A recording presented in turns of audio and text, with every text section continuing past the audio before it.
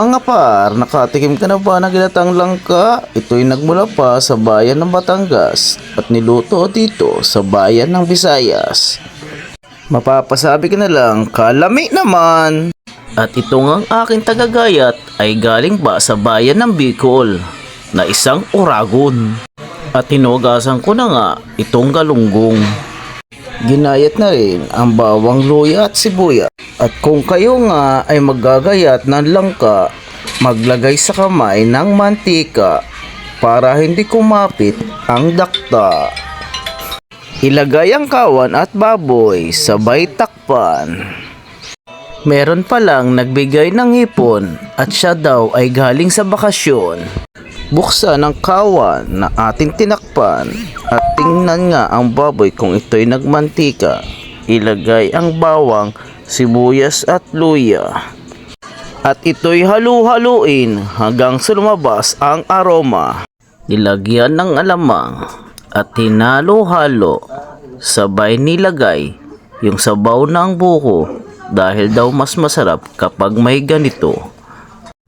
Nilagyan ko na rin ito ng paminta para sa kanyang aroma. Dinakluban at binuksan at kumukulo na ang kanyang sabaw.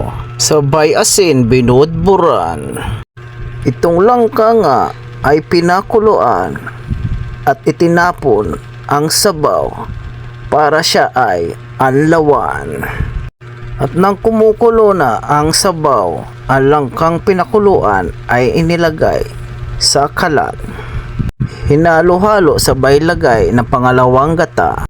Haluin ng maigi para ang lasa ay kumapit. Ilagay ang kakang gata at hintayin ang langka ay malata. Halu-haluin ng maigi para ang lasa ay kumapit. Budburan ng asin, ilagay ang sili. Ilagay din ang hipon na dala ng ating kasamahang galing bakasyon. Ganito din pa kayo magluto ng ginataan langka? Kung oo, mag-comment na lang kayo at pakilagay kung taga saan kayo para malaman ko kung saan umabot ang video ko. Pakisabi na rin, ciao na po ba? Ciao na! I.